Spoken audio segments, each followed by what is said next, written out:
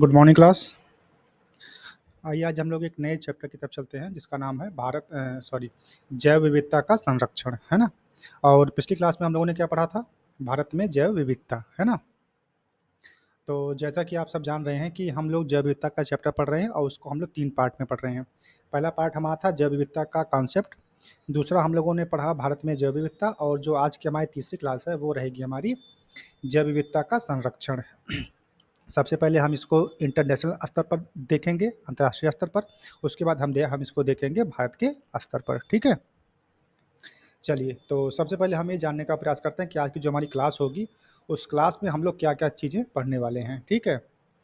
तो सबसे पहले थोड़ा सा इसका हम व्यू ले लेते हैं। तो आपकी स्क्रीन पे दिख रहा होगा भारत में जो जैव विविधता का संरक्षण है उसको हम कितने प्रकार से पढ़ सकते हैं। तो देखिए, जैव विविधता विविधता का जो संरक्षण इसको हम 2 टाइप से पढ़ सकते हैं। जो कि सबसे पहला हमारा है स्वस्थानीय। इसका थोड़ा रंग बदल दिया जाए, है ना। चलो, लाल कर दिया जाए। जो सबसे पहला है वो है स्वस्थानीय, और जो दूसरा हमारा है वो बाह्यस्थानीय संरक्षण, है ना। अब स्वस्थानीय संरक्षण क्या होता है, बाह्यस्थानीय संरक्षण क्या होता है, इसको अभी अभी हम लोग आगे डिस्कस करेंगे।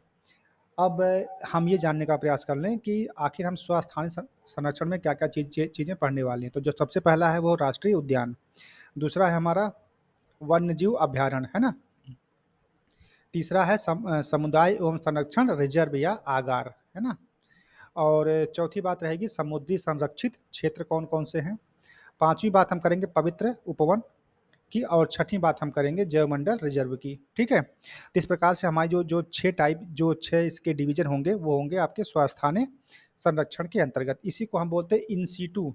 आपके एग्जाम में जो इसी नाम से एग्जाम में पूछ लिया जाता है, ये इन सीटू के अंतर्गत आता है कि आपका जो एक्स सीटू के अंतर्गत आता है, ठीक है। जो हमारा बाय स्थानीय है इसको हम क्या बोलते हैं, एक्स सीटू, ठीक है।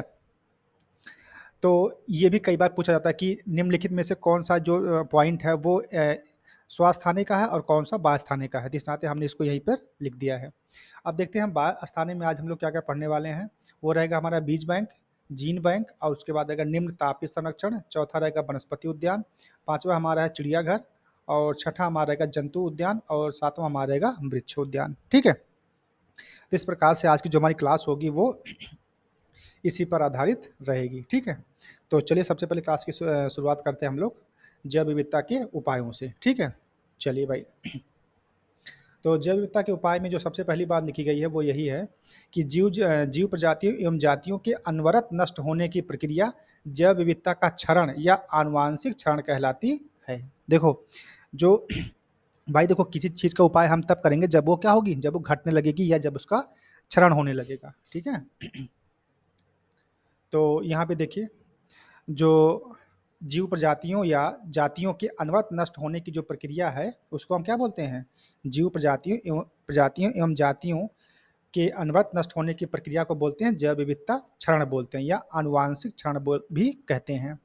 दूसरी बात यह है कि जैव विविधता जल, वायु एवं मृदा की भांति एक मुख्य प्राकृतिक संसाधन है। जैव विविधता क्या है, जिस प्रकार से हमारे लिए जो जल है, वायु है, मृदा है, इस प्रकार के जो भी आपके संसाधन है, उसी प्रकार से जैव विविधता भी हमारे लिए क्या एक प्राकृतिक संसाधन है।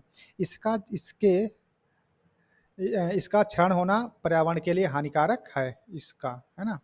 इसका जो क्षरण होना वो पर्यावरण के लिए हानिकारक है। इस नाते हम लोग क्या करते हैं, इसको संरक्षित करने का उपाय करते हैं। तो अब संरक्षण में हम इसको किस प्रकार से कर पाएंगे वो बातें यहाँ पे लिखी गई हैं। तो इसके जो संरक्षण हमारा है वो 2 प्रकार से हो सकता है, या तो हम स्वस्थानीय कर दें या बाह्यस्थानीय, ठीक। तो 2 टाइप से होता है। अब 2 टाइप में कौन कौन से होते हैं उसको भी आइए जान लेते हैं। तो देखिए, यहाँ पे हमने लिखा है कि जैव विविधता का संरक्षण, पहला डिवीजन है स्वस्थानीय और दूसरा है बाह्यस्थानीय संरक्षण। पहले के अंतर्गत आते हैं 6 पॉइंट जिसकी चर्चा अभी हमने ऊपर की थी, और दूसरा जो बाह्यस्थानीय है इसकी जो चर्चा अभी हमने ऊपर की थी इसमें आते हैं 7 पॉइंट, ठीक है। तो स्वस्थानीय की अब हम थोड़ी सी अब इसको हम थोड़ा डिटेल में समझने का प्रयास करते हैं कि आखिर स्वस्थानीय क्या होता है, ठीक है। उसके बाद जो उसके अंतर्गत जो आपके 6 डिवीजन है उसकी चर्चा भी हम फटाफट कर लेंगे, ठीक। चलिए, तो जो सबसे पहली बात है वो है स्वस्थानीय संरक्षण। इसका मतलब क्या होता है, इसका मतलब ये होता है कि जब किसी जीव या वनस्पति जातियों को उनके वास स्थान में ही संरक्षण प्रदान किया जाता है तब उसे स्वस्थानीय संरक्षण कहा जाता है। कहने का मतलब ये है कि जो प्रजाति जहाँ पर वो रह रही है, अगर उसको वहाँ पर कोई संकट आ रहा है तो उसको हम उसी जगह पे संरक्षित करने का प्रयास करेंगे। तो ये जो हमारी टेक्निक होगी, जो हमारा ये प्रोसेस होगा, जो प्रक्रिया होगी, उसे हम क्या बोलेंगे? स्वस्थानीय संरक्षण बोलेंगे। और इसी को हम बोलते हैं क्या? इन सीटू कंजर्वेशन बोलते हैं। ठीक है? जैसे मान लीजिए अगर कोई गिलहरी है और वो किसी जंगल में रह रही है। अब आप जंगल काट रहे हैं तो उसका जो प्राकृतिक आवास क्या हो रहा है? धीरे-धीरे नष्ट हो रहा है। तो हम उसको उसके ही प्राकृतिक आवास में रहने के लिए क्या करेंगे? वनों की कटाई पे रोक लगा देंगे। ठीक है? तो उससे क्या होगा कि उसका जो वहाँ रहने का जो जो प्रक्रिया थी वह सुचारू रूप से चलनी स्टार्ट हो जाएगी। ठीक है? अब ऐसा नहीं कि उसको हम उठा कर के वहाँ से किसी और बहुत दूर ले जाकर के किसी जंगल में रख कर के फिर उसका हम संरक्षण करें। अगर ऐसा हम करते हैं तब उसको हम बोलेंगे बाह्य स्थानीय। ठीक है? जब प्रजातियों को उसके स्थान से पे संरक्षित ना करके हम किसी दूसरे स्थान पर उसको संरक्षित करते हैं तो वो कहलाता है बाह्य स्थानीय। ठीक है? और जब हम स्वस्थानीय की बात करेंगे तो स्वस्थानीय का मतलब ये है कि जो प्रजाति चाहे वो जीव की हो, चाहे वो पादप की हो, जो प्रजाति जहाँ पर रह रही है, ठीक है? वहीं पर हम उसको संरक्षित कर दे रहे हैं। तो ये जो पूरी प्रक्रिया होगी इसको हम क्या बोलेंगे? स्वस्थानीय संरक्षण बोलेंगे। क्लियर है इतनी बात?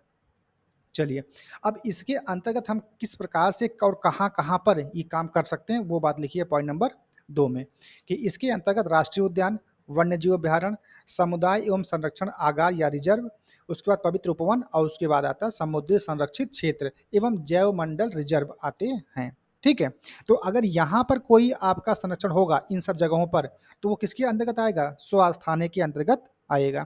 और ये सवाल आपसे कई बार एग्ज़ाम में पूछा भी गया है कि निम्नलिखित में से किसको हम स्वस्थानीय बोलेंगे और किसको हम बाह्य स्थानीय बोलेंगे। तो ये जितने भी पॉइंट यहाँ पे लिखे गए हैं, जैसे यहाँ पे राष्ट्रीय उद्यान लिखा गया है, वन्यजीव अभयारण्य लिखा गया है, समुदाय एवं संरक्षण आगार लिखा गया है, पवित्र उपवन है और समुद्री संरक्षित क्षेत्र है और जैवमंडल रिजर्व है।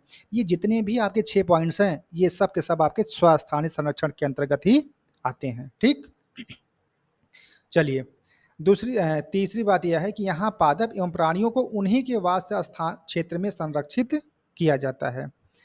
चौथा पॉइंट ये है कि स्वस्थानीय पद्धति के अंतर्गत वनस्पतिक उद्यान को शामिल नहीं किया जाता, इस बात को समझे रहिएगा, क्योंकि ये जो है सवाल को घुमाने के लिए आ जाएगा कि जब हम स्वस्थानीय पद्धति की बात करेंगे तब वहाँ पर हम वनस्पति उद्यान की बात नहीं करेंगे, को उद्यान को शामिल नहीं करेंगे। बाकी जितनी भी बातें ऊपर लिखी गई हैं, इन सबको हम शामिल करेंगे। इतनी बात क्लियर है? चलिए भाई, तो आपको स्वस्थानीय का मतलब समझ में आ गया और स्वस्थानीय के अंदर कौन-कौन से जो निकाय हैं वो आते हैं, वो ने हम आपको बता दिए, ठीक? अब हम बात करते हैं पॉइंट नंबर 1 की, जिसको हम बोलते हैं राष्ट्रीय उद्यान। अब राष्ट्रीय उद्यान क्या होता है और इसके अंतर्गत क्या-क्या शर्तें होती हैं, उन सबको हम जान लेते हैं। अच्छा, एक बात आप लोगों ने कई बार सुना होगा कि राष्ट्रीय उद्यान हो गया, वन्यजीव अभयारण्य हो गया, है ना? संरक्षित क्षेत्र हो गए, तो एक बात बताओ, तो उसमें कुछ अंतर होगा ना भाई? तो अगर अंतर है तो कौन-कौन से अंतर हैं, उसी को हम यहाँ पे जानने का प्रयास कर रहे हैं, ठीक? तो जो सबसे पहला है वो है हमारा राष्ट्रीय उद्यान। अब देखते हैं राष्ट्रीय उद्यान के अंतर्गत क्या-क्या बातें आती हैं। तो राष्ट्रीय उद्यान समृद्ध जैव विविधता वाला एक ऐसा विस्तृत क्षेत्र होता है, जहाँ एक या अनेक प्राकृतिक पारिस्थितिक तंत्र पाए जाते हैं। देखिए, अब जो हमारा राष्ट्रीय उद्यान होगा, उस राष्ट्रीय उद्यान के अंतर्गत कई सारे पायतंत्र पाए जाएँगे। जैसे अंदर मान लो आपका जलीय कोई एक बड़ा-सा तालाब है, ठीक है? तो वहाँ पर क्या हो जाएगा? जलीय पायतंत्र हो जाएगा। मान लेते हैं यहाँ पर घास का कोई बहुत बड़ा सा मैदान है, तो क्या हो जाएगा? घास का पायतंत्र हो जाएगा, ठीक है? मान लेते हैं यहाँ पे कोई जंगल है, तो उनका पायतंत्र हो जाएगा। तो कहने का मतलब ये है कि जो भी हमारा राष्ट्रीय उद्यान होगा, ठीक है? जो नेशनल पार्क हमारे होते हैं, उसमें कई सारे पायतंत्र भी शामिल होते हैं, ठीक? चलिए, दूसरी बात यह है, अब देखो जो दूसरी बात है वो बहुत इम्पोर्टेंट है कि इसको मान्यता कौन देता है कि ये राष्ट्रीय उद्यान बनेगा? तो इसको मान्यता देती है उस राज्य की सरकार, ठीक है? इसको ध्यान में रखे रहिएगा कि राज्य सरकार किसी ऐसे क्षेत्र को जो पारिस्थितिकी जीव-जंतुओं, वनस्पतियों, भू-आकृतिक और जलीय महत्व की हों, ठीक है? महत्व की हों तथा जिसे संरक्षित किया जाना नितांत आवश्यक हो, वन्य जीव संरक्षण अधिनियम 1972 के तहत राष्ट्रीय उद्यान घोषित कर सकती है। कौन? राज्य सरकार। राज्य सरकार अगर चाहे तो ऐसे क्षेत्रों को वो जो है राष्ट्रीय उद्यान के रूप में संरक्षित कर सकती है। ठीक। दूसरी बात कि यह क्षेत्र मानवीय हस्तक्षेप से संरक्षित होने के कारण पूर्णतः अपरिवर्तित होता है। अब देखो, जब यहाँ पे मानव नहीं जाएगा तो क्या होगा? मानवीय हस्तक्षेप से संरक्षित होने के कारण पूर्णतः अपरिवर्तित, तब इसमें बदलाव कम से कम होंगे। विशिष्ट वैज्ञानिक शिक्षा व शोध कार्यों के लिए इनके पेड़ पौधों, जीव जंतुओं की प्रजातियों तथा भू आकृतियों के को उनके मूल स्वरूप में संरक्षित किया जाता है। जहाँ पर भी राष्ट्रीय उद्यान होगा, ठीक है, जो भी आपके राष्ट्रीय पार्क होंगे, जो नेशनल पार्क होंगे, उनको उनके ही रूप में संरक्षित करने का प्रयास किया जाएगा। उनके वो जिस प्रकार से प्रकृति में पैदा हुए हैं, उसमें हम छेड़छाड़ करने का कोई भी प्रयास नहीं करेंगे। ठीक। तीसरी बात यह है कि राष्ट्रीय उद्यान में शिकार व चराई पूर्णतः निषिद्ध होती है। ये पॉइंट आईएमपी है। ठीक है। और यहीं से सवाल बनते हैं कि राष्ट्रीय उद्यानों में शिकार प्रतिबंधित है कि नहीं प्रतिबंधित है, तो ये चीज़ आपको वहाँ पे टिक करनी होगी जब आपके सेंटेंस वाले सवाल आते हैं। तो राष्ट्रीय उद्यान में शिकार व चराई पूर्णतः निषिद्ध होती है। इसमें किसी भी प्रकार के अधिवास, मतलब वहाँ पे रहना, या मानवीय गतिविधियों की अनुमति नहीं होती है। ध्यान से देखिए, जितने भी आपके नेशनल पार्क हैं, जो राष्ट्रीय उद्यान हैं, वहाँ पर आपको जाने की या वहाँ रहने की, ठीक है, अनुमति नहीं होती है। यहाँ तक कि इस क्षेत्र में जंगली उत्पादों को एकत्र करने की भी अनुमति नहीं होती है। जैसे अगर किसी ने कहा कि सर जी, वहाँ का तो पेड़ सूख गया है, तो क्या उस लकड़ी को हम अपने इस्तेमाल में ले लें, या पेड़ों की पत्तियाँ बहुत सारी गिरी हैं, तो क्या उसको भी हम अपने इस्तेमाल में ले लें अपने ईंधन के रूप में, तो ऐसा भी आप वहाँ पे नहीं कर सकते हैं। ठीक है। मतलब यहाँ के जो जंगली उत्पाद हैं, उनको किसी भी रूप में आप एकत्रित नहीं कर सकते। इस विशेष शरण स्थली क्षेत्र में रहने वाले सभी जीवों को समान रूप से संरक्षित किया जाता है। ठीक है। चलिए भाई, बात करते हैं पॉइंट नंबर 5 की। पॉइंट नंबर 5 इसलिए इंपॉर्टेंट है क्योंकि ये भारत में पहली बार बना था। तो ये जो बात है आपकी है जिम कॉर्बेट पार्क की। तो जिम कॉर्बेट पार्क कहाँ पे है? उत्तराखंड में। सबसे पहली बार कब बना था? 1936 में बना। भारत का पहला राष्ट्रीय उद्यान है। इसे हैली नाम से भी जाना जाता था। इसको जो है कभी किसी ज़माने में हैली नाम से भी जाना जाता था, मगर 1936 में जब ये बना, तब जो इसका नाम क्या कर दिया गया? जिम कॉर्बेट पार्क के नाम से तब से ये जाना जा रहा है। ठीक। छठवीं बात ये है, क्योंकि ये भी आपका फैक्ट है, तथ्य है, इस नाते आपको याद रखना चाहिए कि भारत का सबसे बड़ा राष्ट्रीय उद्यान किश्तवाड़ जम्मू कश्मीर के लेह जिले में, लेह जनपद में है। जबकि सबसे छोटा राष्ट्रीय उद्यान जो है वो है आपका साउथ बटन द्वीप, है ना, साउथ बटन द्वीप, जो कि कहाँ पे है? अंडमान निकोबार द्वीप समूह में है। ये दोनों आपके हैं। तो सबसे बड़ा और सबसे छोटा, ये दोनों आपको याद करने चाहिए। तो सबसे बड़ा कहाँ पे है? ये जो है किश्तवाड़ में है, और ये है कहाँ पे? जम्मू कश्मीर के लेह जनपद में। ठीक। और सबसे छोटा कहाँ पे है? यह है साउथ बटन द्वीप, इसका नाम है, और ये आपका है अंडमान निकोबार द्वीप समूह में। क्लियर इतनी बात? सातवीं बात इसलिए इंपॉर्टेंट है, मोस्ट इंपॉर्टेंट, इसको कर लो। क्यों? क्योंकि ये जो है ये विश्व का एकमात्र तैरता हुआ उद्यान है, फ्लोटिंग पार्क है, और ये कहाँ पर है? मणिपुर में है। क्या नाम है? केबुल लामजाओ, केबुल लामजाओ। ठीक। क्योंकि भाई जो चीज़ विश्व में एक ही है, वो चीज़ें एग्जाम में पूछी जा सकती हैं, तो इस साथ इसको मोस्ट इंपॉर्टेंट करके आप लोग लिख लीजिएगा। ठीक। केबुल लामजाओ जो कि मणिपुर में है, और वो जो है विश्व का एकमात्र तैरता हुआ उद्यान पार्क है। ठीक। बात करते हैं पॉइंट नंबर 8 की। तो गिरिवन, ठीक है, गुजरात में एशियाई शेरों के लिए प्रसिद्ध है, राष्ट्रीय उद्यान है। ठीक है। या इसी का नाम और भी गिरी उद्यान है, गिरी। ठीक है। चाहे गिरिवन कहो चाहे गिरी कहो, बात एक ही है। ठीक है। बात करते हैं पॉइंट नंबर 9 की। बात करते हैं पॉइंट नंबर 9 की। तो पॉइंट नंबर 9 में कहा जा रहा है आपका जलद पारा। क्या नाम लिखा गया है? जलद पारा, जो कि पश्चिम बंगाल में है, और काजीरंगा एक राष्ट्रीय उद्यान है जो कि असम में है। ये जो है ये एक सींग वाले गैंडे के लिए जाना जाता है। आप सबको पता होगा कि काजीरंगा किसके लिए फेमस है? एक सींग वाले गैंडे के लिए फेमस है। ठीक है। बात करते हैं पॉइंट नंबर 10 की। तो इसमें लिखा गया सबसे अधिक बाघ बांधवगढ़ मध्य प्रदेश में पाए जाते हैं। बांधवगढ़ जो रिजर्व है, टाइगर रिजर्व, उसमें जो सबसे ज़्यादा बाघों की संख्या है। पॉइंट नंबर 11 की बात करें तो पॉइंट नंबर 11 ये कह रहा है कि दाची गांव जो कि जम्मू कश्मीर में है, वह एकमात्र क्षेत्र जहां कश्मीरी स्टैग मतलब हंगुल पाए जाते हैं। तो हंगुल के लिए कौन सा रिजर्व फेमस है, ये कई बार एग्जाम में पूछा गया, जिस नाते इसको भी क्या कर लेंगे, IMP। पॉइंट नंबर 11, तो हंगुल कहाँ पाए जाते हैं? जम्मू कश्मीर में। किस वाले रिजर्व बैंक में? तो उसका नाम है दाची गांव। ठीक। बात करते हैं पॉइंट नंबर 12 की, तो इसमें कहा जाए साइबेरियन क्रेन। साइबेरियन क्रेन कहाँ पाया जाता है? राजस्थान में। ठीक है। नामक प्रवासी पक्षी का आश्रय स्थल केवलादेव राजस्थान है। केवलादेव जो जो आपका रिजर्व है, वहां पर कौन पाया जाएगा? Siberian crane. ठीक है, यह भी इंपॉर्टेंट क्योंकि ये कई बार एग्जाम में पूछा गया है। बात करते हैं पॉइंट नंबर 13 की, तो इसमें बताया जा रहा है कि उत्तर प्रदेश का एकमात्र राष्ट्रीय उद्यान दुधवा नेशनल पार्क कौन सा है? Dudhwa national park. हम लोग जब बचपन में थे तो कक्षा 5, 6 या 8वीं में जो है यहाँ के बारे में कहानियां हम लोग पढ़ा करते थे, है ना, कि दुधवा नेशनल पार्क वहाँ पे है, वहाँ पे बहुत सारे शेर हैं, जंगल हाथी हैं और भी तमाम जानवर हैं। ठीक है। तो उत्तर प्रदेश का एकमात्र राष्ट्रीय उद्यान है, उसका नाम क्या है? दुधवा नेशनल पार्क, जो कि लखीमपुर खीरी जिले में अवस्थित है। ठीक है। जिसे 1968 में वन्य जीव अभ्यारण्य तथा 1977 में राष्ट्रीय उद्यान घोषित किया गया था या बनाया गया था। ठीक है। तो इसको आप लोग थोड़ा सा इंपॉर्टेंट करेगा, क्यों? क्योंकि ये यूपी स्पेशल में पूछा जाने वाला सवाल है कि उत्तर प्रदेश का एकमात्र राष्ट्रीय उद्यान है दुधवा नेशनल पार्क, जो कि आपका है लखीमपुर खीरी में, और इसको 1968 में वन्य जीव अभ्यारण्य के रूप में बनाया गया, और 1977 में जो है इसको राष्ट्रीय उद्यान के रूप में बना दिया गया। ठीक है। बात करते हैं पॉइंट नंबर 14 की, और ये बहुत इंपॉर्टेंट है, तो इसको आप लोग याद कर लीजिएगा कि भारत में जनवरी 2023 तक राष्ट्रीय उद्यानों की कुल संख्या कितनी है? 106। टोटल संख्या कितनी है? 106, जो कि 44,402.95 वर्ग किलोमीटर के क्षेत्र में फैले हुए हैं। ठीक है। तो संख्या कितनी है? टोटल भारत में जितने भी राष्ट्रीय उद्यान हैं उनकी संख्या कितनी है? 106 है। और ये आंकड़ा कब का है? 2023, जनवरी 2023 तक का आंकड़ा है। ठीक है। तो ये कुछ बातें जो है आप लोगों ने जानी, किसके बारे में? राष्ट्रीय उद्यान के बारे में जानी। ठीक।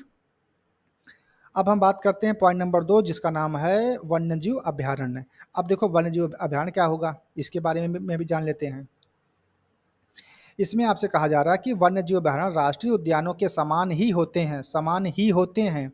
ये वन्य प्राणियों को संरक्षित और प्रजातियों को सुरक्षित करने के प्रति समर्पित होते हैं। इसमें किसी एक प्रजाति अथवा कुछ विशिष्ट प्रजातियों को संरक्षित किया जाता है, अर्थात ये विशिष्ट प्रजाति आधारित संरक्षित क्षेत्र होते हैं। इतनी बात क्लियर है? देखो, हम जब राष्ट्रीय उद्यान की बात किए तो राष्ट्रीय उद्यान में कई सारे जीव जंतु एक साथ रह सकते हैं, लेकिन हम जब वन्यजीव अभयारण्य की बात करेंगे तो उसमें किसी खास जीवों के संरक्षण की बात होगी।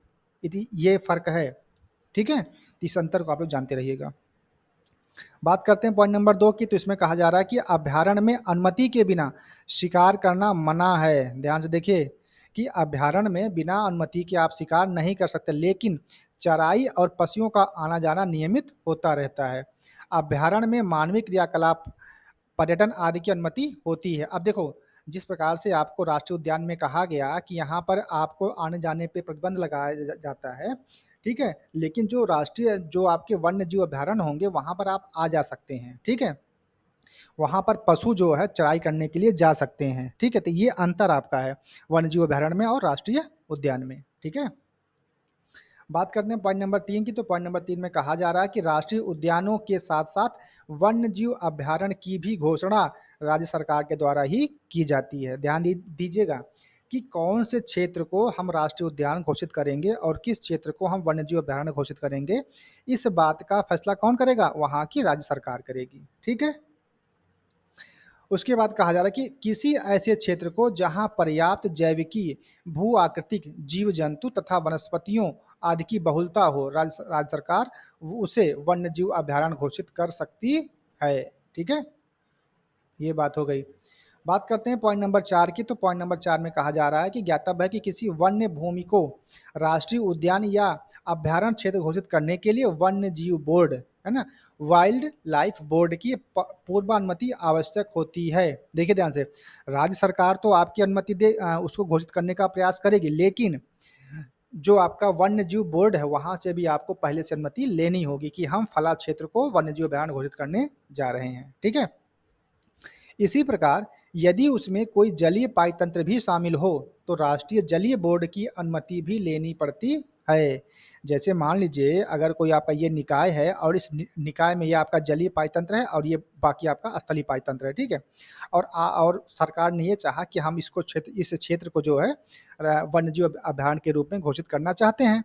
तब करना क्या होगा कि ये जो जलीय पायतंत्र है, इस जलीय पायतंत्र को वन्यजीव अभयारण्य के अंतर्गत शामिल करने के लिए उनको जो है जलीय जीव बोर्ड से अनुमति लेनी पड़ेगी। और जो आपका ये स्थलीय वाला पार्ट है, इसके लिए उनको वन्यजीव बोर्ड से पूर्वानुमति लेनी पड़ेगी।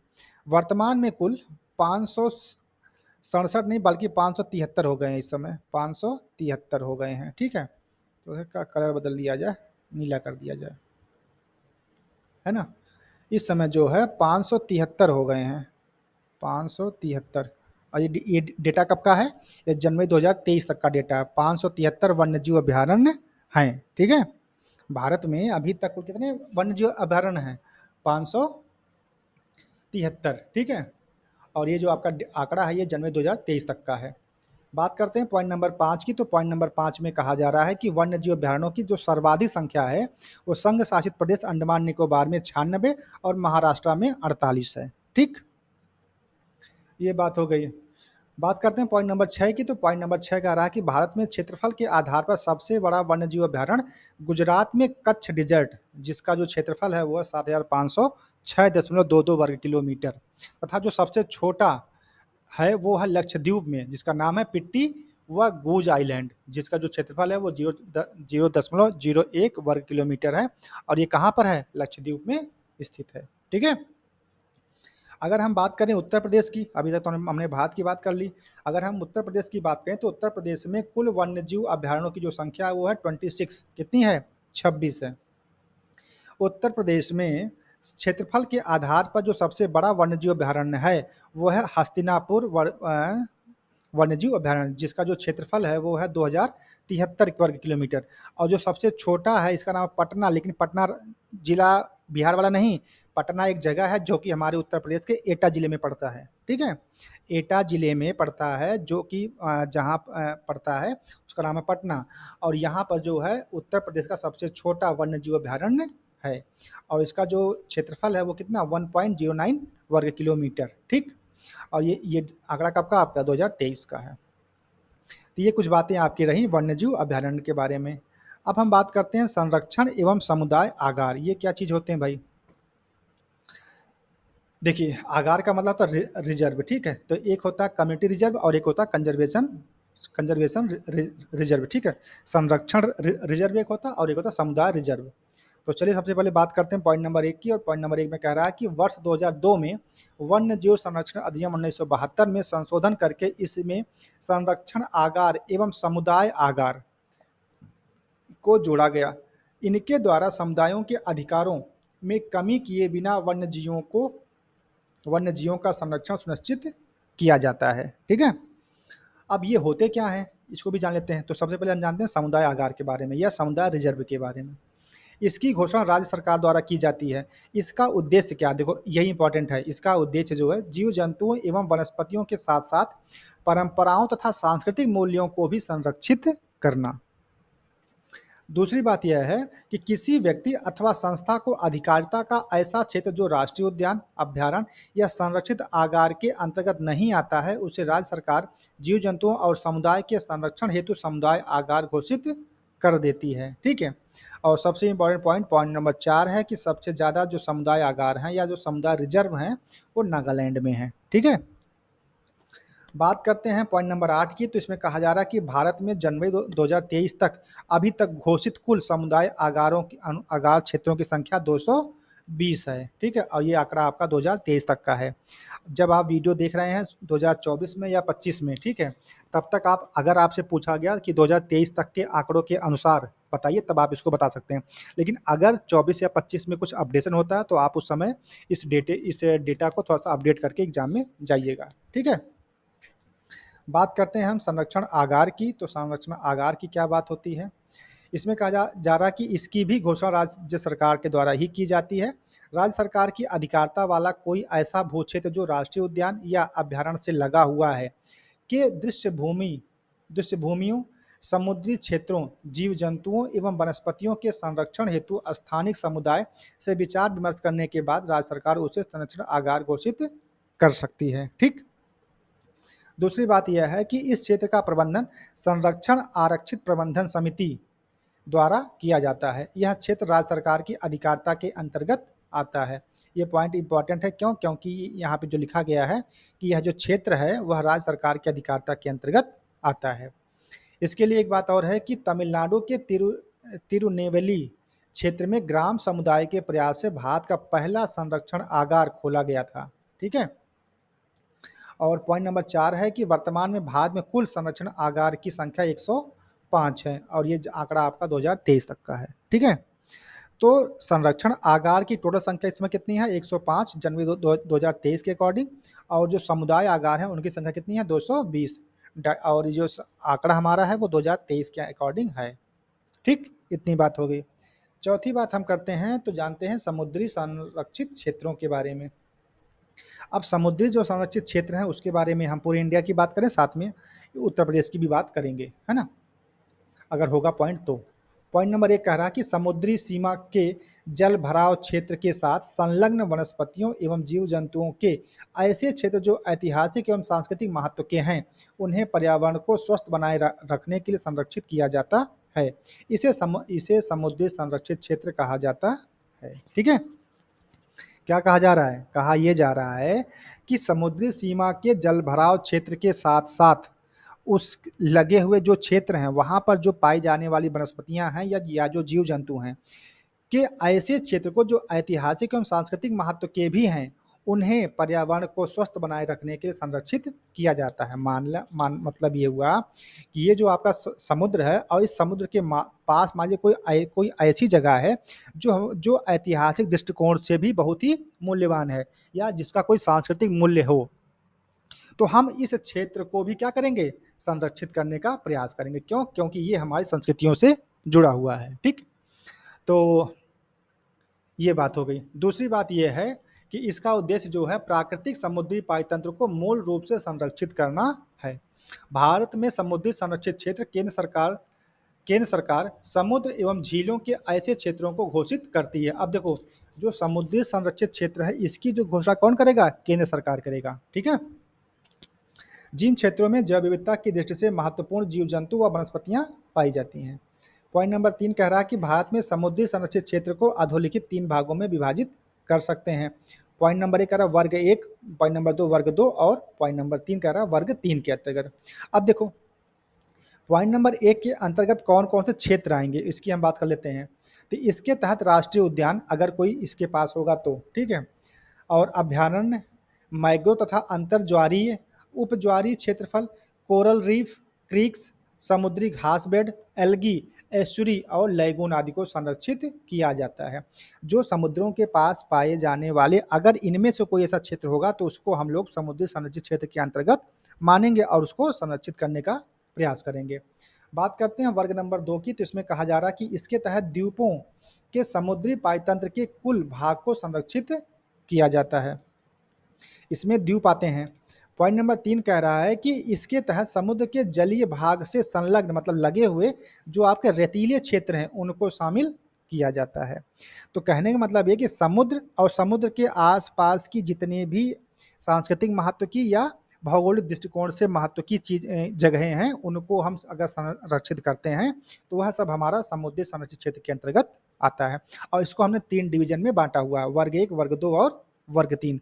वर्ग 1 के अंतर्गत उद्यान हो गए, अभ्यारण्य हो गए या जो भी यहाँ पे बात लिखी गई है वो सारी हो गई। और वर्ग 2 में आपको द्वीप सारे आ जाएंगे और तीसरे में जो है जलीय भाग से जो लगे हुए आपके रेतीले क्षेत्र हैं उनकी बात हो गई। ठीक। अब हम बात करते हैं पॉइंट नंबर 4 की, जो कि आपके काम का है और एग्जाम में पूछे जाने की पूरी प्रबल संभावना है। पॉइंट नंबर 4 इसको IMP लिख लो और उसके बाद ये देखो कि भारत में कुल 129 राष्ट्रीय उद्यान एवं अभ्यारण्य ऐसे हैं जिन्हें समुद्री संरक्षित क्षेत्र MPA के तहत शामिल किया गया है। इनमें से 25 संरक्षित क्षेत्र वर्ग 1 के अंतर्गत तथा 104 समुद्री संरक्षित क्षेत्र वर्ग 2 के अंतर्गत आते हैं। ठीक है। देखो, भारत में कुल ऐसे 129 राष्ट्रीय उद्यान और अभ्यारण्य दोनों को मिलाकर के मैं कह रहा हूँ, ठीक है, कि टोटल 129 ऐसे निकाय हैं जिनमें राष्ट्रीय उद्यान भी शामिल है और अभयारण्य, वन्यजीव अभयारण्य भी शामिल है। इनको जो है समुद्री संरक्षित क्षेत्र के तहत शामिल किया गया है, जिसके अंतर्गत जो 25 संरक्षित क्षेत्र हैं वो वर्ग 1 में आते हैं, ठीक है, और जो 104 समुद्री संरक्षित क्षेत्र हैं वो वर्ग 2 के अंतर्गत आते हैं।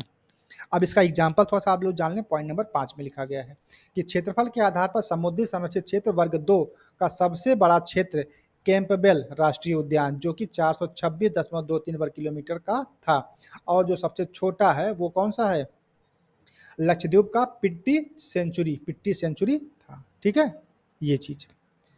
तो ये कुछ बातें जो है आपकी समुद्री संरक्षित क्षेत्र के बारे में हुई। अब हम बात करते हैं अपनी नेक्स्ट पॉइंट की, जो जिसका नाम है भारत के कुछ महत्वपूर्ण समुद्री राष्ट्रीय उद्यान। देखो समुद्री राष्ट्रीय उद्यान एवं अभयारण्य की बात हो रही है। नंबर 1 कह रहे हैं, पॉइंट नंबर 1 ये देखो क्या है, ये आपका है समुद्री राष्ट्रीय उद्यान। ये आपका पॉइंट नंबर 1, इसका नाम है महात्मा गांधी समुद्री राष्ट्रीय उद्यान। ये कहाँ पाया जाता है, ये आपका है पोर्ट ब्लेयर, ठीक है, से 29 किलोमीटर दूर भारत के दक्षिणी अंडमान क्षेत्र में स्थित महात्मा गांधी समुद्री राष्ट्रीय उद्यान है, जिसमें कोरल रीफ और कछुओं की प्रचुरता पाई जाती है, ठीक। ये पॉइंट नंबर 1 हो गया। पॉइंट नंबर अगर हम 2 की बात करें तो ये जो हमारा जो समुद्री राष्ट्रीय उद्यान है या पार्क है, देखो उद्यान का हो चाहे पार्क हो, बात एक ही है, ठीक है। ये आपका कहाँ पे है, गुजरात के जामनगर में स्थित है, और यह इसे भारत का सबसे पहला समुद्री राष्ट्रीय उद्यान घोषित किया गया है। ध्यान से देखिएगा कि भारत का पहला समुद्री राष्ट्रीय उद्यान किसको घोषित किया गया है, कच्छ की खाड़ी को, कच्छ की खाड़ी समुद्री राष्ट्रीय उद्यान घोषित किया गया है, ठीक। ये है कहाँ पे, गुजरात के जामनगर में है। दूसरी बात कि इसको जो है 1980 में राष्ट्रीय पार्क बनाया गया, और 1980 में राष्ट्रीय पार्क और 1982 में समुद्री राष्ट्रीय पार्क घोषित किया गया था, ठीक। बात करते हैं पॉइंट नंबर 3 की, जिसमें कहा जा रहा है कि इसमें कुल 42 द्वीप हैं जिनमें अत्यधिक सामुद्रिक जंतु एवं वनस्पति की विविधता वाले हैं। यहाँ समुद्री कीटों की अत्यधिक प्रजातियां भी पाई जाती हैं। 2 बातें हो गई। बात करते हैं पॉइंट नंबर 3 की, क्योंकि पॉइंट नंबर 3 इसलिए इंपॉर्टेंट है क्योंकि अभी हाल ही में जो है 2 साल पहले यूपीएससी में यहाँ से सवाल पूछा गया था प्री में, कि गहीरमाथा जो समुद्री वन्यजीव अभयारण्य है उसकी बात, ठीक है, ये किसके लिए फेमस है, ये सवाल आपका यूपीएससी में पूछा गया था।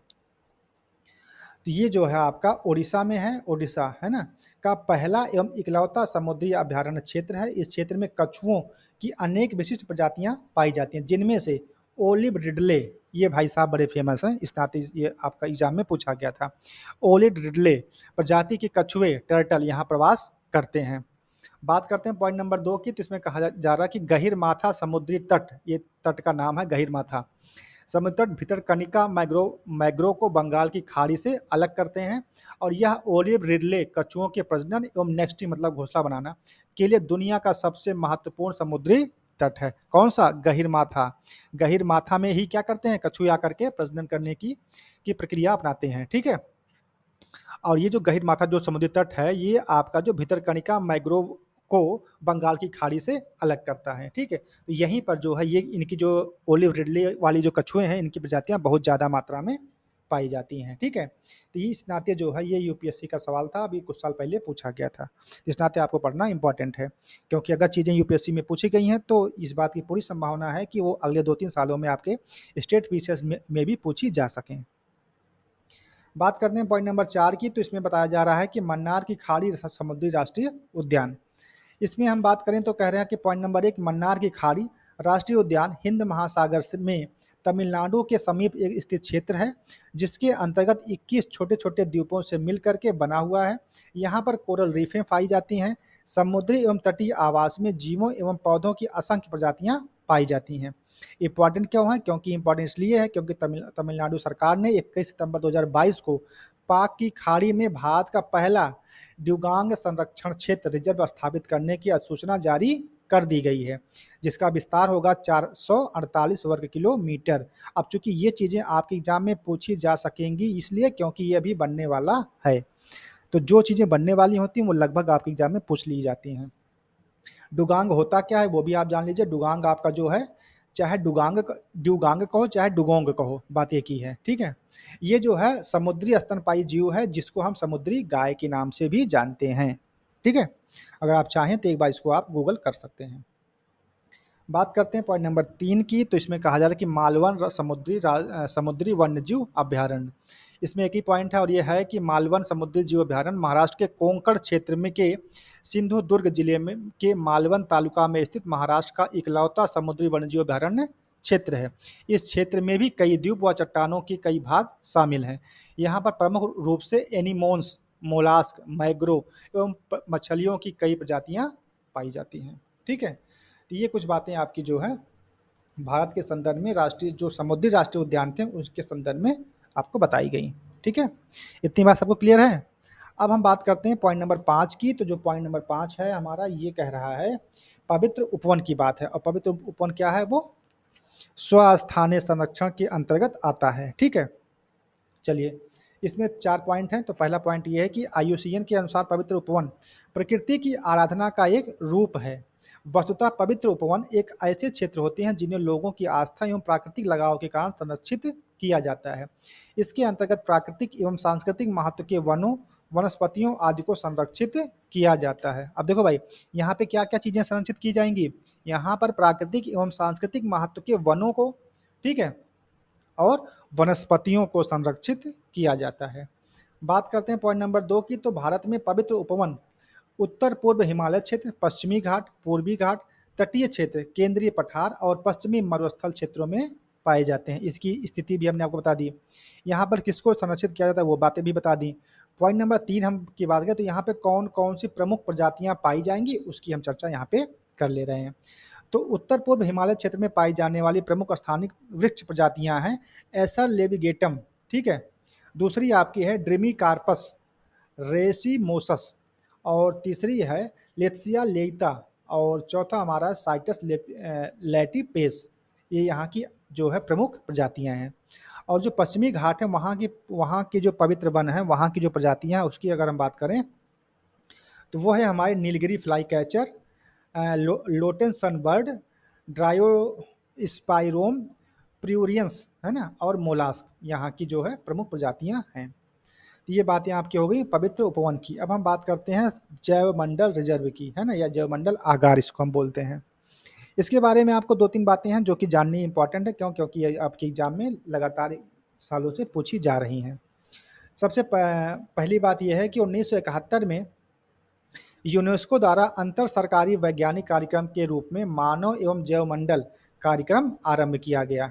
इसका उद्देश्य ये था कि मानव एवं पर्यावरण के मध्य संबंधों में सुधार हेतु एक वैज्ञानिक आधार उपलब्ध कराना, ठीक। दूसरी बात यह है कि इस कार्यक्रम के अंतर्गत ही जैवमंडल रिजर्व की अवधारणा का विकास 1976 में हुआ। देखिए, जो जैवमंडल रिजर्व की स्थापना की जो बात आती है वो जो है 1976 में इसी के अंतर्गत किया गया। बात करते हैं विश्व का प्रथम जीवमंडल या जैवमंडल रिजर्व जो है 1979 में स्थापित किया गया, और इस शब्द का जो सबसे पहले प्रयोग किया था वो किया था एडवर्ड सुयस साहब ने किया था। किसका, बोलो भाई, जीवमंडल रिजर्व या जैवमंडल रिजर्व, इस शब्द का जो सबसे पहले अगर किसी ने उपयोग किया था तो वो साहब थे एडवर्ड सुयस साहब थे, ठीक। अगर आप देखो पॉइंट नंबर 3 इसलिए इंपॉर्टेंट है, क्यों, क्योंकि यहाँ पे डेटा दिया गया है और इस चैप्टर में आपको डेटा याद करना पड़ेगा। भारत में वर्तमान में कुल कितने जैवमंडल रिजर्व हैं, वो हैं 18, ठीक है, जिनमें से 12 जैवमंडल रिजर्व को यूनेस्को की सूची में शामिल किया गया है। और जो 12वां जैवमंडल रिजर्व है जो कि बिल्कुल लेटेस्ट है, उसका नाम क्या है, पन्ना जैवमंडल रिजर्व, ठीक है, जिसको अक्टूबर 2020 में शामिल किया गया था, ठीक है। चलिए, अब हम बात कर लेते हैं कि जैवमंडल के आखिर काम क्या क्या होते हैं, जैवमंडल रिजर्व का काम क्या होता है। तो इसमें यह कहा जा रहा है कि इसके कार्य तथा प्रमुख उद्देश्यों को यूनेस्को एवं यूएनईपी के द्वारा गठित टास्क फोर्स द्वारा 3 प्रमुख वर्गों में विभाजित किया जा सकता है। जैसे संरक्षण का काम है, लॉजिस्टिक्स का काम है और विकास का काम है, ठीक है। हम बात करते हैं संरक्षण की। इसके अंतर्गत होता यह है कि जैवमंडल रिजर्व अपने संरक्षणात्मक दायित्व के तहत दृश्य भूमि, पारितंत्र, प्रजाति एवं आनुवंशिक परिवर्तनों को संरक्षित करता है तथा प्राकृतिक रूप से मानवीय गतिविधियों के कारण होने वाले परिवर्तनों की निगरानी करता है। संरक्षण के अंतर्गत क्या काम होंगे? निगरानी का काम होगा, ठीक। दूसरी बात यह है कि लॉजिस्टिक्स की बात करें, इसमें कहा यह जा रहा है पॉइंट नंबर 1 में कि जैव मंडल रिजर्व का प्रमुख कार्य अंतरराष्ट्रीय स्तर पर शोध व अध्ययन हेतु शोध केंद्र की स्थापना करना। अब देखो, लॉजिस्टिक्स के अंतर्गत जो है क्या हो रहा है? शोध एवं अध्ययन हेतु शोध केंद्र की स्थापना करना, विभिन्न केंद्रों के मध्य सूचनाओं का आदान प्रदान करना, विभिन्न कार्यक्रमों को मॉनिटर करना तथा संरक्षण संबंधी प्रशिक्षण देना।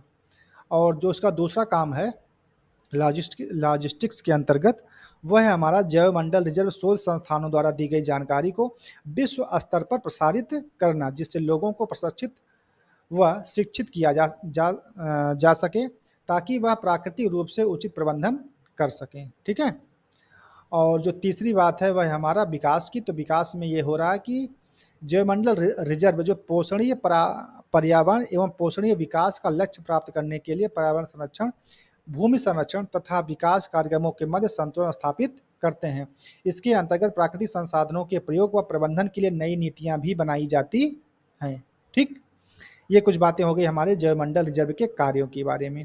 अब हम ये जानने का प्रयास करते हैं कि जैवमंडल रिजर्व की संरचना किस प्रकार से होती है।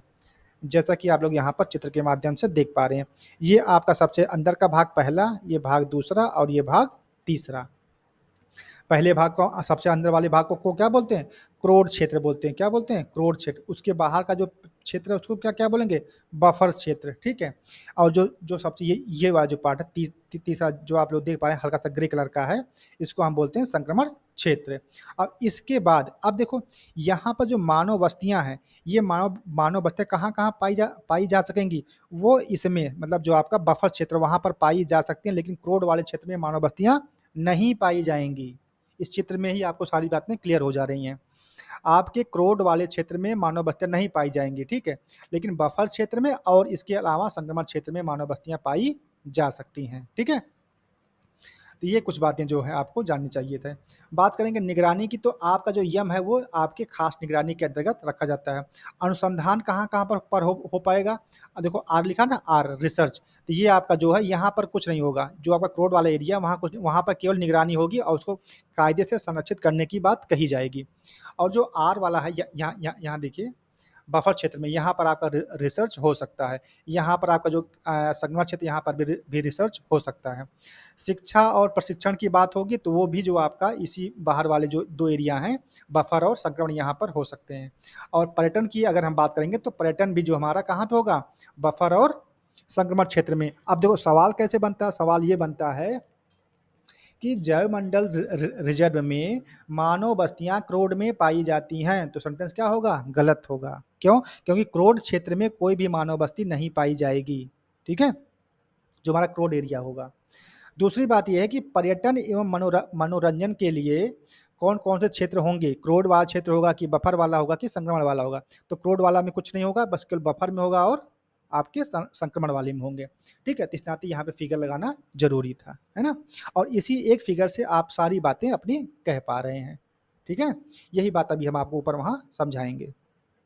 चलें भाई, तो जैवमंडल रिजर्व की जो संकल्पना है, मतलब जो उसकी संरचना है उसको हम जान लेते हैं। तो यहाँ पे देखते हैं कि बायोस्फीयर रिजर्व जो होता है के संरक्षित क्षेत्र को 3 मंडलों में विभाजित कर सकते हैं। जो पहला मंडल है उसको क्या बोलेंगे? क्रोड जोन बोलेंगे।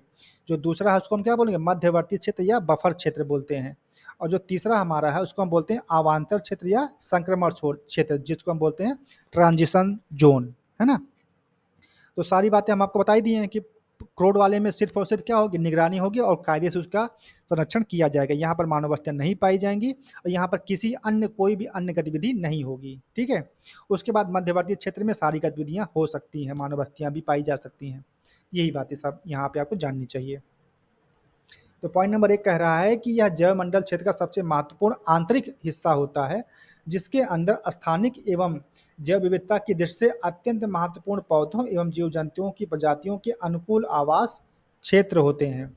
दूसरी बात यह है कि क्रोड क्षेत्र आर्थिक दृष्टि से महत्वपूर्ण प्रजातियों एवं उनके आनुवंशिक कोष का संरक्षण करता है। इसमें किसी भी प्रकार की मानवीय गतिविधियों की छूट नहीं होती है। सुन रहे हैं ना, कि यहाँ पर किसी भी प्रकार की मानव गतिविधि की छूट नहीं होती है, सिवाय पर्यावरणीय दशाओं के पर्यवेक्षण व निगरानी के। मतलब अब चूंकि निगरानी करने के लिए तो आदमी वहाँ जाएगा ही ना, मतलब तो अगर कोई भी आदमी अगर वहाँ गया तो वो उसी डिपार्टमेंट का होगा या उसी निकाय से होगा जिसकी ड्यूटी होगी, जिसकी जिम्मेदारी होगी उस क्षेत्र की निगरानी करने की।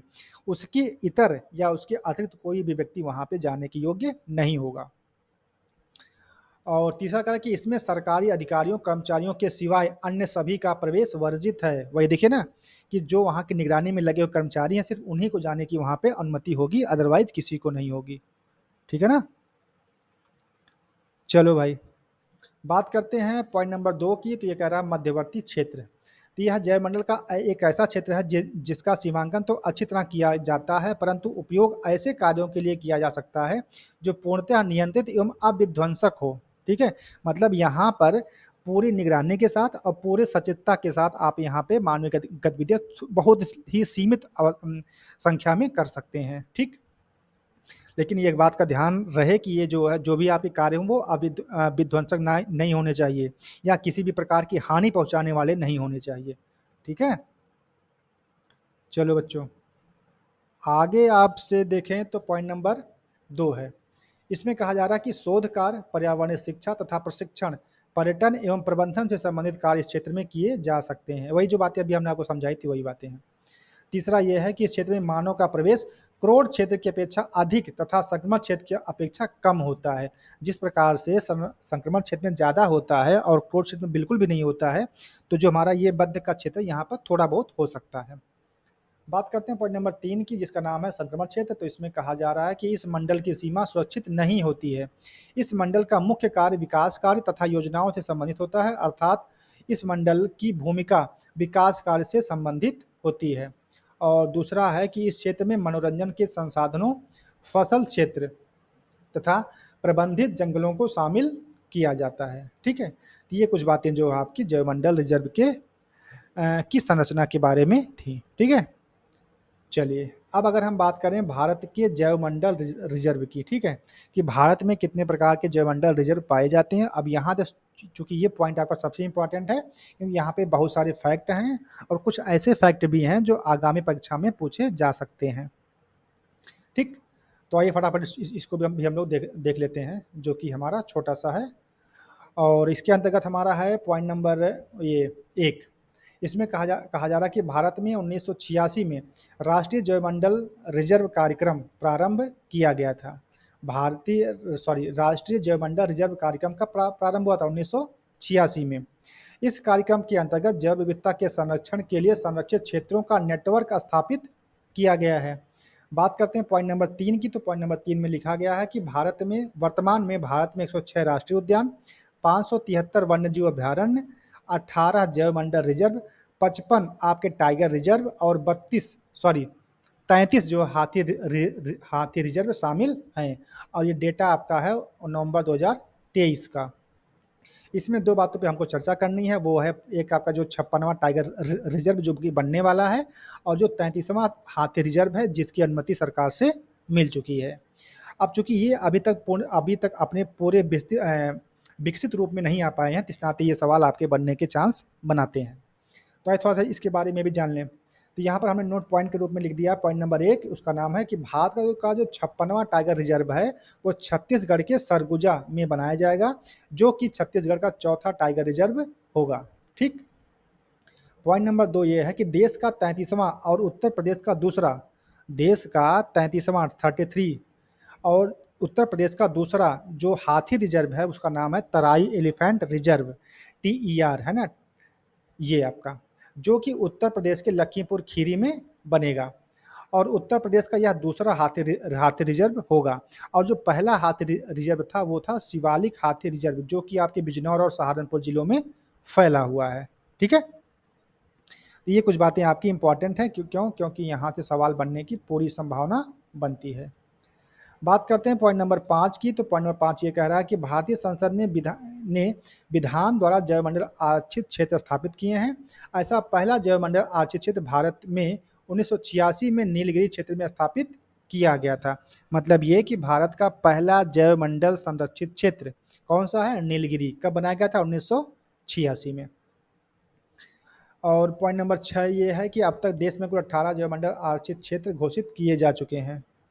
ठीक है। क्षेत्रफल की दृष्टि से देश का दूसरा सबसे बड़ा 12,454 वर्ग किलोमीटर जैव मंडल आरक्षित क्षेत्र कच्छ का रण यानी कि गुजरात है। और जो दूसरा स्थान मन्नार की खाड़ी का है जो कि 10,500 वर्ग किलोमीटर का है। और पॉइंट नंबर 7 ये है कि भारत में नीलगिरी जैवमंडल रिजर्व को वर्ष 2000 में यूनेस्को के जैवमंडल रिजर्व के विश्व नेटवर्क में शामिल किया गया था। ठीक है ना। तो ये कुछ बातें जो है आपको जाननी थी और यहाँ से सवाल आपके कई बार पूछे जा चुके हैं। नीलगिरी के बारे में पूछा गया है और 56वां और जो उत्तर प्रदेश का दूसरा हाथी रिजर्व बनने वाला है, यहाँ से सवाल पूछे जा सकते हैं। और जो ये डेटा है इसको आपको इम्पोर्टेंट है, इसको ये आपको याद करना चाहिए। वर्तमान में कितने राष्ट्रीय उद्यान हैं, कितने आपके जैवमंडल रिजर्व हैं, कितने आपके टाइगर रिजर्व हैं, तो ये सारी चीज़ें आपको जाननी चाहिए। ठीक है। चलिए अब आगे बढ़ते हैं और हम जानते हैं बाह्य स्थानीय संरक्षण के बारे में। ठीक है। तो ये क्या होता, तो ये कुछ बातें जो है आपकी स्वास्थ्य के बारे में रही। अब हम बात करते हैं नेक्स्ट अपना जो कि हमारा बाह्य स्थानीय के बारे में है। ठीक है। बाह्य स्थानीय क्या होता है भाई? चलो भाई, तो ये आज की जो है, अब हम नेक्स्ट पॉइंट पे चलते हैं जो कि बाह्य स्थानीय संरक्षण। इसमें क्या बातें हैं भाई? सबसे पहली बात यह है कि जब जीव एवं वनस्पति जातियों को उनके वास क्षेत्र से हटा करके अन्यत्र संरक्षित किया जाता है तब इसे क्या बोलते हैं? अन्यत्र संरक्षण कहा जाता है, या इसी को हम बोलते हैं बाह्य स्थानीय बोलते हैं, या फिर इसी को हम बोलते हैं क्या? XC2 बोलते हैं। ठीक। चलो दूसरी बात अगर हम करें तो दूसरी बात में ये कह रहा है कि इस विधि में संकटग्रस्त जीवों, देखिए इसमें कहा जा रहा है, चलिए तो इसमें जो दूसरी बात लिखी है वो यही लिखी जा रही है कि इस विधि में संकटग्रस्त जीवों व वनस्पतियों का सर्वेक्षण करके उन्हें उचित जलवायु प्रदान की जाती है और वन्य जीवों को कृत्रिम आवासों में स्थानांतरित करके उन्हें उपयुक्त वातावरण उपलब्ध कराया जाता है। अब देख रहे हैं, जो संकटग्रस्त जीव आपके हैं, जो वनस्पतियां हैं, उनका सर्वेक्षण किया जाता है और उनको उचित जलवायु प्रदान करने के लिए यह कार्य किया जाता है। अब होता क्या है कि इन जो आपके जो अन्यत्र जो आपका क्षेत्र होगा वहाँ पर इन जीवों को कृत्रिम रूप से आवास प्रदान किया जाएगा और उनके उपयुक्त जो वातावरण है वो उपलब्ध करवाया जाएगा ताकि वो वहाँ पे आसानी से रह सकें, है ना। और वनस्पतियों के संरक्षण के लिए वनस्पतिक उद्यान तथा कृत्रिम उद्यान निर्मित किए जाते हैं। बाह्य स्थानीय संरक्षण विधि बड़े जंतुओं के संरक्षण का सबसे प्रभावशाली तरीका है और इसके अंतर्गत निम्न विधियां प्रयोग में लाई जाती हैं। कौन कौन सी? सबसे पहले बीज बैंक, उसके बाद जीन बैंक, उसके बाद निम्न तापीय संरक्षण है, चौथा आपका वनस्पति उद्यान है, पांचवा चिड़ियाघर, और छठा आपका जंतु उद्यान है, और सातवां आपका वृक्ष उद्यान। ठीक है। तो आइए जो सबसे पहले बात जानते हैं बीज बैंक क्या क्या होता है। देखो आप लोगों ने बीज बैंक के बारे में नाम सुन रखा होगा। ठीक है। तो इसके अंतर्गत क्या करते हैं? इसके अंतर्गत कृषि की महत्वपूर्ण प्रजातियों तथा उन्नत बीजों को संरक्षित किया जाता है। इनका जो बीज होता है उसको क्या करते हैं? संरक्षित करके रख देते हैं कि ताकि हम कुछ सालों बाद इसका पुनः प्रयोग कर सकें, है ना। जो दूसरी बात है वो हमारा जीन बैंक। अब ये क्या होता है भाई? इसके अंतर्गत होता ये है कि इसके अंतर्गत पादप एवं जंतुओं के विभिन्न प्रजातियों के आनुवांशिक पदार्थों का संग्रहण एवं संरक्षण किया जाता है। इसमें क्या होगा कि जीव का जो जीन है उसको हम निकाल के क्या कर लेंगे? संरक्षित कर लेंगे और उसको जो है आगे चल करके विभिन्न प्रक्रियाओं के द्वारा उससे हम नए बीज बना सकते हैं या नए पादप उगाए मतलब बना सकते हैं। ठीक है। उसके लिए हम क्या करते हैं? इनको रिजर्व करके रख लेते हैं। यही बात यहाँ पे बताई जा रही है। और दूसरी बात यह कि अत्यधिक संकटग्रस्त एवं दुर्लभ जीव जंतुओं तथा वनस्पतियों के जीनों को संरक्षित करने के लिए जो क्षेत्र करने के लिए इस क्षेत्र में विशेष जीव बैंक स्थापित किया जाता है। जैसे पॉइंट नंबर 1 है कि भारत में फसलों एवं पौधों के आनुवांशिक पदार्थों का संरक्षण नई दिल्ली स्थित राष्ट्रीय पादप आनुवांशिक संस्थान ब्यूरो द्वारा किया जाता है। देखो भारत में फसलों एवं पौधों के जो आनुवांशिक पदार्थ हैं उनका जो संरक्षण है उसके लिए एक संस्था बनाई गई है। उसका नाम क्या है? उसका नाम है राष्ट्रीय पादप आनुवांशिक संसाधन ब्यूरो और ये कहाँ पर स्थित है? दिल्ली में है। ठीक। दूसरी बात यह है कि राष्ट्रीय पशु आनुवंशिक संसाधन ब्यूरो, ये कहाँ पे, करनाल हरियाणा में है। इसके द्वारा पालतू पशुओं के आनुवंशिक पदार्थों का संरक्षण किया जाता है। और जो तीसरा है वो बनाया गया है मछलियों के लिए। मछलियों के आनुवंशिक पदार्थों का संरक्षण लखनऊ में स्थित राष्ट्रीय मत्स्य आनुवंशिक संरक्षण ब्यूरो के अंतर्गत किया जाता है। तो देखिए भाई, जब हम जीन की बात करेंगे तो 3 प्रकार की बातें हो रही हैं, क्योंकि भारत में 3 प्रकार के जीन बैंक हैं। पहला है दिल्ली में, और दिल्ली में क्या होता है, फसलों और पौधों के जो आनुवंशिक पदार्थ हैं उनको क्या करते हैं, संरक्षित करते हैं। सेकंड हमारा है, जब हम पालतू जानवरों के जो आनुवंशिक पदार्थ हैं जब हम उनको संरक्षित करते हैं, तो ये जो होता है आपका करनाल हरियाणा में। और जो तीसरा हमारा है वो मछलियों के जो आनुवंशिक पदार्थ हैं, जब हम उनको संरक्षित करने की बात करते हैं तो वो करते हैं लखनऊ में। ठीक, ये कुछ बातें जो जीन बैंक के बारे में रही हैं। दूसरा जो पॉइंट आता है वो है हमारा जीन पूल केंद्र। ये क्या होता है, ये इंटरनेशनल संस्था है, उसके बारे में बात कही जा रही है। इसमें कहा जा रहा है कि एक जाति की कुल आनुवांशिक विविधता जीन कोष कहलाती है। जीन पूल एक निश्चित समय में समष्टि के कुल आनुवांशिक पदार्थों का योग होता है। वर्तमान में विश्व में जैव विविधता संरक्षण हेतु जीन पूल केंद्र स्थापित किए जा रहे हैं, जहां पर पादप एवं जंतुओं की महत्वपूर्ण प्रजातियों के जीन संरक्षित किए जाएंगे। कहने का मतलब ये है कि यह एक इंटरनेशनल संस्था है जहां पर कई सारे पादपों और जीवों के जीन क्या किया रहे, संरक्षित किए जा रहे हैं। अब इसके कुछ केंद्र हैं, उनका नाम यहाँ पे लिखा गया है कि विश्व के महत्वपूर्ण जैव विविधता वाले क्षेत्रों को जीन पूल केंद्र बनाया गया है। विश्व के प्रमुख जीन पूल केंद्र इस प्रकार से हैं। जो पहला है दक्षिण एशिया उष्णकटिबंधीय क्षेत्र, जो कि आपका इंडो चाइना तथा द्वीपीय क्षेत्र मलाया द्वीप सहित यहाँ पर है। जो दूसरा आपका है वो है दक्षिण पश्चिम एशिया क्षेत्र। और तीसरा आपका पूर्वी एशिया तथा ताइवान एवं जापान के क्षेत्र हैं। और चौथा आपका भूमध्य सागरीय क्षेत्र है। और पांचवा यूरोप का क्षेत्र, और छठा आपका दक्षिण अमेरिका एवं एंडीज पर्वत का क्षेत्र। ये जो आपके जैव विविधता वाले क्षेत्र हैं, इनको जो यहाँ पर जो है जीन पूल केंद्र स्थापित किए जा रहे हैं। ठीक है, तो ये कुछ बातें आपकी जीन पूल के संबंध में हो गई। बात करते हैं पॉइंट नंबर 3 की, तो ये है आपका निम्न तापीय संरक्षण। इसमें कहा जा रहा है कि यह कोशिका, ऊतक, है ना, अंग, बीज एवं आनुवांशिक पदार्थों के संरक्षण हेतु अपनाई जाने वाली एक प्रक्रिया है। इसके तहत पदार्थों को द्रव नाइट्रोजन के अत्यंत निम्न ताप पर रखा जाता है, जिनमें उपापचयी क्रिया अवरुद्ध हो जाती है। इस तकनीक का प्रयोग बीजों एवं अन्य आनुवांशिक पदार्थों के संरक्षण एवं लंबे समय तक उनकी कार्य क्षमता बनाए रखने के लिए किया जाता है। आपने एक नाम सुना होगा कि स्पर्म फ्रीजिंग का, ठीक है ना, जिस प्रकार से तो उसी प्रकार से आपका यह भी है। ठीक है, इसमें क्या करते हैं, जो आपके जो फसलों के जो बीज हैं उनको क्या करते हैं, लिक्विड नाइट्रोजन में बहुत निम्न ताप पर रख करके फ्रीज किया जाता है। ठीक है, ताकि इसका हम प्रयोग अगले कुछ सालों में या कुछ वर्षों में फिर से कर सकें। और वो उससे क्या होता है, देखो इसका एक मोटा मोटा आप ये बात समझिए, जैसे आप जब अपने खाने को अपने आप फ्रिज में डाल देते हो ना, तो उससे क्या होगा कि वो 24 घंटे या 48 घंटों के लिए वह उसी रूप में बना रहता है। ठीक है, और उसका प्रयोग आप 48 घंटे के बाद या उसके बाद भी कर सकते हैं। लेकिन अगर आप उसको खुले में रख देंगे तो क्या होगा, वो खराब हो जाएगा, है ना।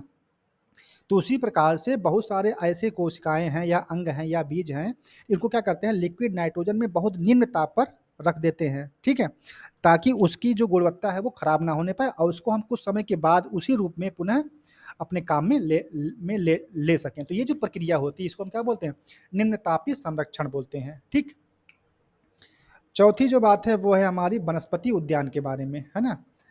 इसके बारे में क्या बात है भाई, वनस्पति उद्यान एक प्रकार का कृत्रिम उद्यान है। ध्यान से देखिएगा, वनस्पति उद्यान क्या है, एक प्रकार का कृत्रिम उद्यान है, जिसमें स्थानिक एवं विदेशी पौधों की संकटग्रस्त एवं विशिष्ट ऐसी प्रजातियों का संग्रहण किया जाता है जो जैव विविधता एवं पर्यावरण की दृष्टि से महत्वपूर्ण होते हैं। मतलब ये कि एक हमारे द्वारा बनाया गया एक उद्यान है, ठीक है, कृत्रिम उद्यान है, जहाँ पर हम विशिष्ट प्रजातियों को ला करके संरक्षित करते हैं। ठीक, दूसरी बात है कि इसमें पादपों की औषधि व अनुसंधान हेतु आवश्यक प्रजातियों को भी रखा जाता है तथा उनके विकास के लिए विदेशी तथा स्थानीय प्रजाति से संकरण भी करवाया जाता है। और तीसरी बात यह है कि यहाँ पौधों की उत्पादकता एवं अनुकूलन क्षमता बढ़ाने हेतु अनुसंधान कार्य भी किया जाता है, मतलब वहाँ पर रिसर्च कार्य भी किए जाते हैं। तो ये कुछ बातें होगी आपके वनस्पति उद्यान की। और लास्ट पॉइंट आज की क्लास का है जो कि हमारा चिड़ियाघर। चिड़ियाघर क्या होता है भाई, बोलो भाई, ये बाह्य स्थानें है, ठीक है। आपने देखा होगा कि चिड़ियाघर में बहुत सारे जानवर रखे जाते हैं और उनको उनके प्राकृतिक आवास की तरह ही पर्यावरण देने की कोशिश की जाती है, ठीक है। तो देखिए, जब जीव जंतुओं, पक्षियों एवं जीवों की संकटग्रस्त एवं दुर्लभ प्रजातियों को संरक्षित करने के उद्देश्य से उनके प्राकृतिक आवास से पृथक करके कृत्रिम आवासीय क्षेत्र में स्थानांतरित किया जाता है, तब ऐसा क्षेत्र चिड़ियाघर या जू कहलाता है, ठीक है। ये जो जू क्या होते हैं, ये कृत्रिम आवास होते हैं उन जानवरों के जो अपने प्राकृतिक आवास में क्या हैं, संकटग्रस्त हैं, ठीक है। उनको ला करके यहाँ पे उनके वातावरण के हिसाब से वहाँ पर वातावरण दिया दिए जाने का प्रयास किया जाता है।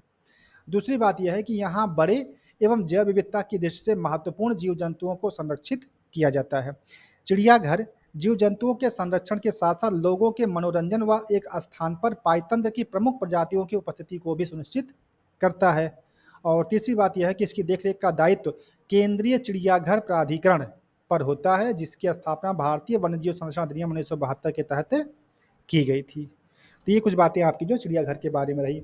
अब आज की जो क्लास हमारी वो पूरी होती है। अब जो हमारी कल की नेक्स्ट क्लास होगी वो उसका टॉपिक भी यही है, लेकिन उसके अंतर्गत जो दूसरा टॉपिक है वो रहेगा भारत में जीवों के संरक्षण हेतु किए जा रहे प्रयास, जिसके अंतर्गत हम लोग टाइगर रिजर्व के बारे में पढ़ेंगे, हाथी रिजर्व के बारे में पढ़ेंगे, गैंडा रिजर्व के बारे में पढ़ेंगे, जो हमारा कछुआ रिजर्व है उसके बारे में पढ़ेंगे। तो इस तरह की बहुत सारी जो चीज़ें हैं उसके बारे में हम कल वाली क्लास में देखेंगे। तो ठीक है दोस्त, फिर आज के लिए इतना रखते हैं, बाकी चीज़ें कल की क्लास में। धन्यवाद।